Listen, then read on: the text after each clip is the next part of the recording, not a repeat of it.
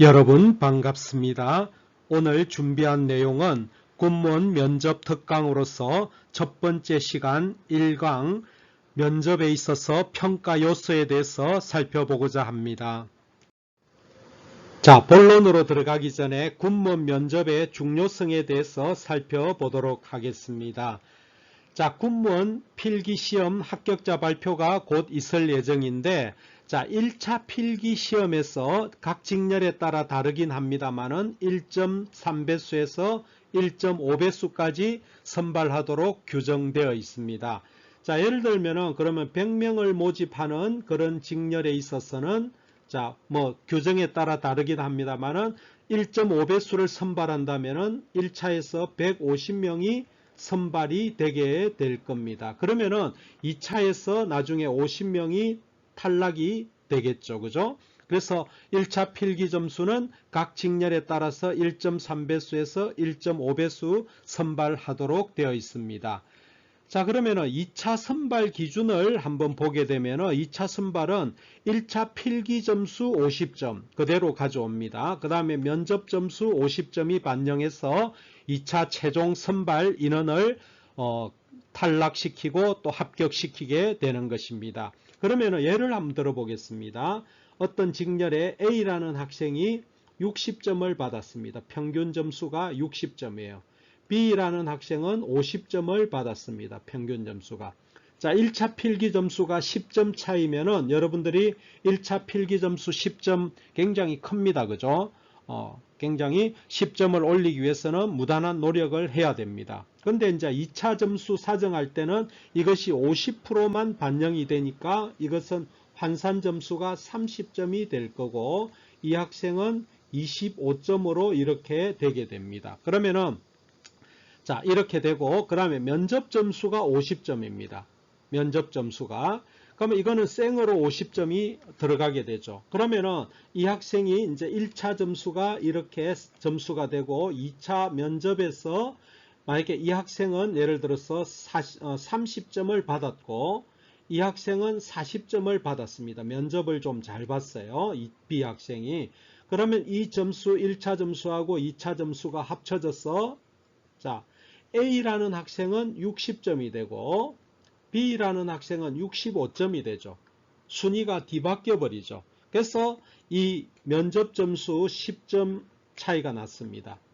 그런데 여기서 1차 점수에서 10점이 차이 났는데 2차 점수로 환산할 때는 50%를 환산하니까 10점 차이가 5점 차이로 되고 면접 점수는 10점 차이가 나서 점수가 역전이 되어 버렸습니다. 그래서 이 면접 점수라는 게 굉장히 중요하다는 거죠.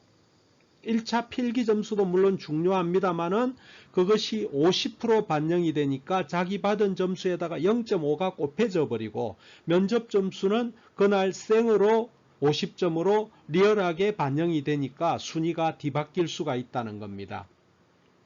그래서 면접 점수의 비중이 굉장히 크다는 거죠. 그러니까 50점 만점인데 그날 컨디션에 따라서 10점은 그냥 왔다 갔다 해버리는 거죠.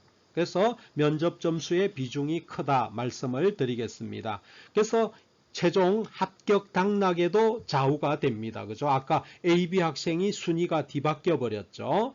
그렇게 합격 당락에도 좌우가 됩니다. 또 합격은 할 수 있는 점수라 할지라도 그러니까 합격 첫 번째는 합격 당락에도 좌우가 되고 두 번째는 자, 면접 점수를 통해서 합격은 요 위에 A, B 학생이 둘 다 합격은 하더라도 점수가 이렇게 역전이 됨으로써 희망 근무지역, 여러분들이 합격도 중요하지만은 희망 근무지역이 또 중요합니다. 그래서 희망 근무지역을 결정하는데 중요한 그런 순위 변동에 중요한 역할을 하는 게 면접 점수라는 겁니다. 그래서 여러분들이 면접을 물론 준비 잘하고 잘 보겠지만은 면접의 중요성을 심각하게 생각을 해보고 잘 준비를 하시라는 것을 말씀드립니다. 자, 그러면은 군무원 면접의 채점표 어떤 기준으로 채점을 하는지 채점표를 한번 살펴보도록 하겠습니다. 자, 여기 채점 구분을 보게 되면은 평가 요소는 5가지 요소입니다. 5가지 요소. 자, 5가지 요소에 대해서 수미양가로서 각각 수미양가해서 5점 하나가 5점이고 최저 점수는 1점이 되겠죠. 그죠? 그러면은 예를 들어서 첫 번째 영역인 군무원으로서 정신 자세. 자, 요 학생은 정신 자세가 투철해서 5점을 받았다고 하겠습니다. 자, 그 다음에 전문 지식과 응용 능력. 주로 전공 관련된 지식이 되겠죠. 그러면 여기서 또 잘 받아가지고 4점을 받았습니다. 우를 받았죠. 그 다음에 의사발표의 정확성과 논리성, 여기서도 4점을 받았습니다. 그 다음에 창의력, 의지력, 발전 가능성에서 3점을 받았다고 하겠습니다. 예의, 품형, 성실성에서 5점을 받았다고 하겠습니다. 그러면은 이 학생은 몇 점입니까? 10점하고 21점이 되나요? 21점이 25점 만점에 21점을 받게 됩니다. 그러면 아까 2차 사정 점수는 50점이죠. 여기다가 곱하기 2를 하게 되면은 이 학생은 42점이 이렇게 2차 평가 점수에 반영이 되게 될 겁니다. 자, 여기서 여러분들이 이제 숙지를 해야 될 것이, 자, 평가 항목입니다. 평가 항목을 봐야 되는데, 첫 번째는 군무원으로서 정신 자세, 그 다음에 전문 지식과 응용 능력, 의사발표의 정확성과 논리성, 그 다음에 창의력, 의지력, 발전 가능성, 예의, 품형, 성실성, 이런 것들이 이제 평가가 됩니다. 수미양가로 각각 세 분의 면접관에 의해서 각각 이렇게 각각이 평가되겠죠. 자, 근데 중요한 것들 한번 봅시다. 자, 이런 것들 보면은, 자, 군무원으로서 정신 자세 어떻게 평가할 겁니까? 상당히 정성적인 평가가 될 수밖에 없죠. 그 다음에 의사 발표 정확성, 논리성. 여러분들이 최대한 발음을 정확하게 하고 논리성, 말을 할 때 논리력을 가져야 됩니다. 그죠? 이런 것들 논리성을 가져야 되고, 발음의 정확성, 의사 발표의 정확성, 이런 것들. 그 다음에 추상적이고 또 약간 정성적인 부분이 강하죠. 그죠? 그 다음에 창의력, 의지력, 발전 가능성. 15분 동안에 어떻게 이런 것까지 평가되겠습니까? 자, 이런 것들은 이제 우리가 약간 자소서, 자기소개서에서 좀 나타나지겠죠. 그죠? 그 다음에 예의, 품형, 성실성. 그날 여러분들이 옷 단정하게 입고 또 인상 이런 것들이 중요하겠죠. 이런 것들에 의해서 그날 또 결정이 되게 될 겁니다. 근데 대부분이 자, 여기 보게 되면은 가항, 그 다음에 다항, 라항, 마항 이걸 보면은 굉장히 좀 추상적이고 또 이거를 객관적으로 나타내기가 굉장히 어렵습니다. 근데 중요한 것은 나번을 한번 보십시오. 전문 지식과 그 응용 능력. 이거는 전공 관련된 질문입니다. 전공 질문입니다. 이거는 답이 있습니다. 가, 다, 라, 마는 답은 없습니다. 군무원으로 정신 자세를 여러분들이 면접관이 질문을 했을 때 그것은 정확한 답이 없습니다. 그죠? 국가관을 물어보는데 여러분들이 소신 있게 논리성을 가지고 답을 하면은 됩니다. 그죠? 근데 답이 없기 때문에 평가하는 데 있어서 정성적으로밖에 평가할 수 없습니다. 근데 답은 전문 지식을 평가하는 것은 전공 지식은 여러분들이 필기 시험에서 봤습니다만은 그것을 말로서 물어볼 때 정확하게 답변을 해야 됩니다. 그것은 답이 있습니다. 답이 있어요. 그렇기 때문에 이것은 여기 두 번째 항 전공 지식과 관련된 것은 여러분들이 수미양가에서 분명히 확연하게 답을 잘한 학생과 못한 학생이 점수 차이가 나게 된다는 거죠. 자, 한번 봅시다. 이게 면접 과락이라는 게 있어요. 면접 과락이라는 게 이거 조심하셔야 됩니다. 1차 필기 시험에만 과락이 있는 게 아닙니다.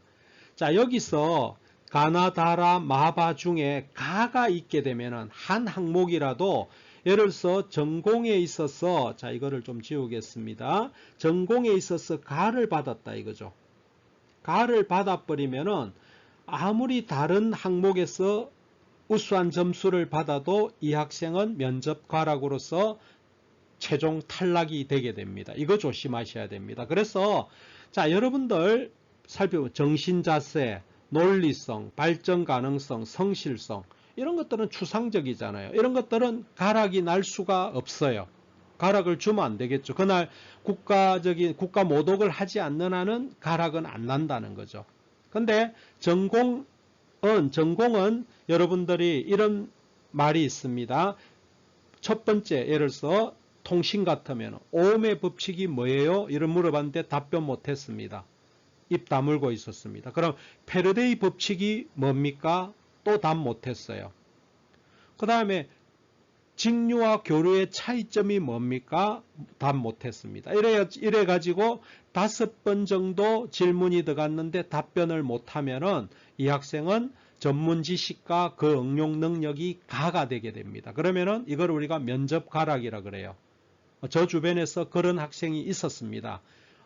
갔는데 교수님 저 5개를 물어보는데 답변 못했습니다. 떨어졌습니다. 그의 1차 점수 68점으로서 높게 받았었습니다. 근데 최종 떨어졌습니다. 이런 경우가 우리가 전공 면접 과락이라고 하는 겁니다. 그러니까 다른 데서는 과락이 날 리가 없어요. 근데 전공 면접은 굉장히 조심하고 또 준비를 하셔야 된다는 겁니다. 그래서 여러분들 이 채점표를 잘 이제 보고 이거 하나하나에 대해서 자세히 좀 설명을 드리겠습니다. 자, 조금 전에 우리가 살펴봤던 면접의 채점표를 좀 더 세부적으로 살펴보도록 하겠습니다. 자, 면접의 평가 요소 5가지. 자, 첫 번째 평가 요소. 자, 군인으로서 정신 자세입니다. 굉장히 추상적이고 면접에 있어서 추상적이고 어떤 객관화하기가 어렵죠. 이건 상당히 주관적인 그런 평가가 될 수밖에 없죠. 면접관 세 분이 점수가 다 다를 겁니다. 자, 첫 번째 보면은 국가관을 물어봅니다. 국가관은 건전한가? 이런 것들에 대한 질문이 있게 될 겁니다. 그러면은 국가관은 건전한가? 또는 공직자로서의 여러분들 군무원은 공직자입니다. 공직자로서 사명감과 책임의식이 강한가? 자, 여러분들이 이제 여기 이거를 또 잘 준비해야 됩니다. 군무원의 지원 동기. 이거는 반드시 물어봅니다. 이거는 자기소개서에도 있습니다. 이거를 여러분들이 나머지 이런 것들은 국가관은 건전한가? 국가관은 물어보면은 반영만 안 하면 되겠죠. 공직자로서의 사명감과 책임의식, 정확하게 말하면 됩니다. 근데 지금 제가 이야기 드리고자 하는 것은 군무원의 지원 동기가 분명히 해져야 됩니다. 분명해져야 되고, 그 다음에 예를 들어서 이렇게 더 자기소개서에 더 구체적으로 돼야 되겠죠. 예를 들어서 군무원 통신직에 왜 지원했느냐, 자기 직렬하고 연관시켜서 답변을 해야 되겠죠. 그래서 자, 특히 비전공자들, 전공자 같은 경우에는 답변하기가 되게 쉽죠. 근데 비전공자들이 자, 음악을 전공했습니다. 음악을 전공했는데 군무원 통신직에 1차 합격이 되었습니다.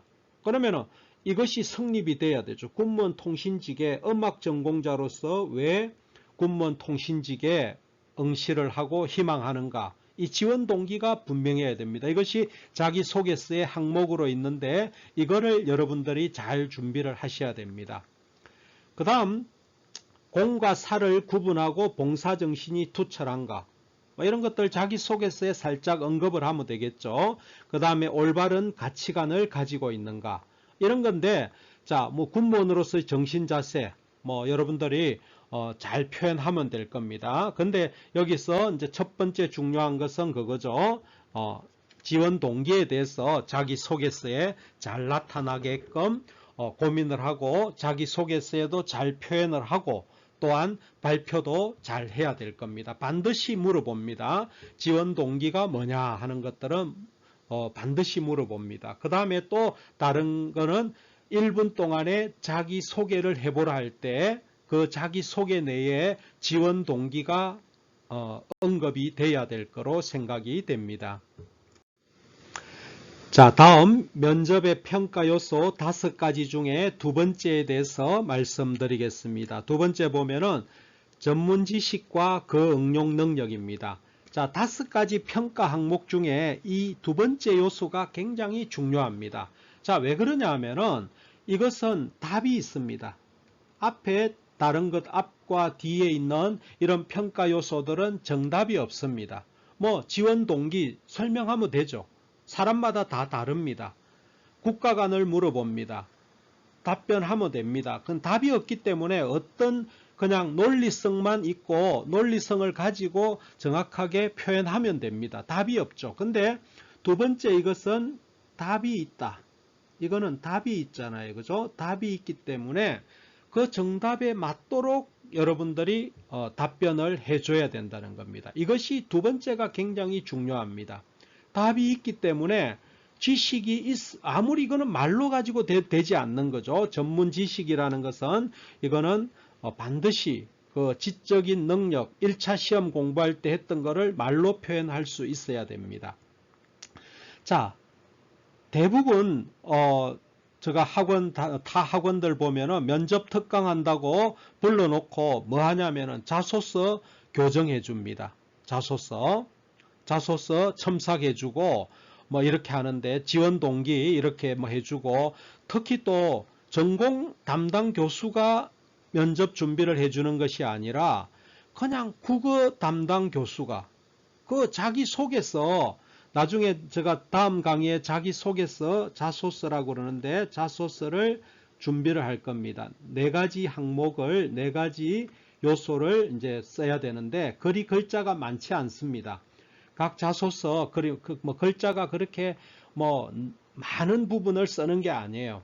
가장 심플하게 아주 함축적으로 표현을 4가지 요소에 대해서 써야 되는데 자, 시중에 군무원 특강, 면접 특강 한다고 불러놓고 자기소개서 첨삭해주고 오자, 탈자 교정해주고 이렇게 유료로 하고 있습니다. 이거 쏙지 마십시오. 이런 데 가면 안 됩니다. 자소서 중요하지 않습니다. 자소서는 여러분들이 이거는 점수에 들어가는 게 아닙니다. 자소서 잘 쓴다고 합격하고 그러는 거 아닙니다. 자소서는 최선을 다해서 이렇게 써주면 됩니다. 그죠? 거기에 요구하는 양식에 맞추어서 최선을 다해서 써주면 됩니다. 자소서 오자, 탈자 있어도 사실은 문제 안 됩니다. 자, 여기서 중요한 것은 여기 이제 자소서보다도 전문 지식, 그 다음에 그 전공 응용 능력, 각 직렬에 있어서 전문 지식 면접할 때 잘 준비하셔야 됩니다. 그죠? 제가 그걸 강조드리고 싶은 거예요. 그래서 여러분들이 면접 특강을 준비할 때에 1차 필기 시험할 때 그 했던 전공 관련된 것들을 말로 표현하는 연습을 해야 됩니다. 자, 우리가 예를 들어서 전자 같은 경우에는 뭐 예를 들어서 전압 구하고 전류 구하는 것들을 그냥 오음의 법칙 해서 이렇게 풀었습니다. 그거는 문제를 푼 거고 지금은 뭡니까? 지금은 오음의 법칙이 뭐냐고 물어봐 버립니다. 그러면 그거를 말로써 설명을 할 수 있어야 되는 거죠. 문제를 푸는 데서 벗어나서 이제 그거를 법칙이라든지 원리를 말로써 표현하는 연습을 하셔야 됩니다.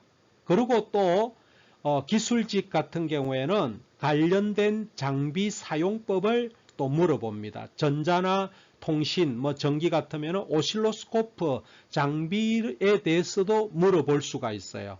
멀티미터 같은 거. 멀티미터는 어떤 걸 측정할 수 있느냐 이렇게 물어볼 수가 있어요. 그러면은 이런 것들을 한 번도 만져보지도 않았고 비전공자들 같은 경우에는 답변을 할 수가 없습니다. 그러면은 위험하죠. 자, 그래서 면접의 5가지 요소 중에 이 전문 지식 요 부분을 공부를 좀 더 면접할 때 잘 하시라는 겁니다.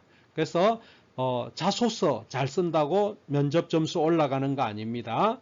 자, 두 번째 항목 전공 지식 1차 했던 거 책 버리지 마시고 거기에서 중요한 원리와 용어들을 잘 또 다시 말로써 표현할 수 있는 연습을 하셔야 됩니다. 그런 특강을 하는 학원으로 가셔야 여러분들이 좋은 면접 점수를 받을 수가 있다는 것입니다. 자, 그러면 이 내용을 보게 되면은 관련 업무에 관한 지식, 그러니까 각 직렬에 대한 지식을 물어보는 거죠. 그래서 이런 걸 할 때에 자, 통신직 같은, 제가 통신직을 자꾸 예를 드는데 통신직 군무원이 하는 업무 내용을 파악을 해야 되겠죠. 이거는 뭐 저희 홈페이지에 들어오면은 다 각 직렬별로 업무 내용, 역할에 대해서 홈페이지에 올려져 있습니다. 이런 것들을 참고하십시오.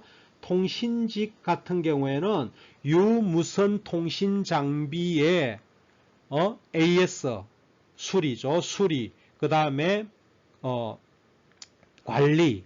그 다음에 또 여러 가지 운용에 관한 그런 업무를 하게 됩니다. 그래서 이런 그런 관련된 지식을 물어보게 된다는 거죠. 그 다음에 전문 용어를 잘 이해하고 이거에 대해서 많이 물어봅니다. 통신 관련된 또는 전자 관련된 전문 용어들을 물어볼 때 그거를 답변을 잘 하는가. 그 다음에 관련 업무가 파악이 돼야 되겠죠. 관련 업무가 통신직이나 전자직, 전기직 같은 경우에는 관련 업무의 응용 능력, 업무를 파악해야 응용 능력이 나올 거 아니에요. 그죠? 자, 이런 것이 우리가 전공 지식입니다. 전공 지식을 물어보는 겁니다. 자, 그 다음에 또 하나는 전공과 관련된 정책이나 시책, 그 다음에 국제 정서나 시사성, 이런 것들이 우리가 상식이죠. 전공 상식이라고 할 수 있겠죠. 그래서 이런 것들을 잘 준비해야 됩니다. 이런 것들이 여러분들이 그냥 면접에 1차 필기 점수 가지고 있는데 가서 답변을 못하면 입 다물고 있으면 과락납니다.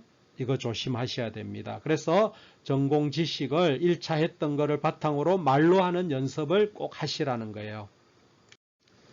자, 다음 면접 평가 요소의 5가지 중에 세 번째 요소입니다. 자, 세 번째 요소 의사 표현의 정확성과 논리성입니다. 자, 그러면 제가 예제를 이그젬플로 하나 가져오겠습니다. 자, 그러면은 이것은 몇 년 전에 출제되었던 문제인데, 자, 여러분들이 군무원이 되어서 위에 선임이 고참이 부정을 저지르는 것을 본인만 알고 있을 때 어떻게 대응할 건가 하는 거죠. 그런 질문이 주어졌을 때 자, 이거에 대해서 표현을 잘해야 됩니다. 의사 표현의 정확성 어떻게 답해야 됩니까? 자, 이거는 답이 없어요. 저는 신고하겠습니다. 아니면은 한 번 정도는 지켜보고 그 다음에 대응을 하겠습니다. 그죠? 뭐 눈 감아 주겠습니다. 모른 채 하겠습니다. 그냥 이게 정확하게 자기 의사를 정확하게 발표하면 정확성은 되는 거죠. 자, 절대 주의해야 될 것이 단답형으로 답하지 말라. 단답형으로 답을 하면은 안 됩니다. 그 이유에 대해서 자, 예를 들어서 그러면은 그거를 목격했을 때 어떻게 할 거냐? 저는 신고합니다. 단답으로 끝내버려요. 그러면은 논리에 정확하게는 한 거죠. 신고하겠습니다. 의사 표현의 정확성은 되는데 거기에는 논리성이 제로죠. 논리성이 없잖아요. 그러니까 단답형으로 말하면은 절대 안 되는 거예요. 자, 신고를 하겠습니다. 이유에 대해서 설명을 해야 되죠. 그 사람이 예를 들어서 제가 가만히 두게 되면은 그 사람은 더 큰 죄를 저지르게 되고 국가에 손해를 입히게 될 수 있기 때문입니다. 설명을 해야 되죠. 단답형이 되면은 논리성이 떨어져 버리죠. 논리성이 제로가 돼 버리잖아요. 그러니까 단답형으로 말하지 말고 이유를 설명을 해야 되는 거죠. 이유를 설명해야 논리성이 나타나게 되잖아요. 그죠?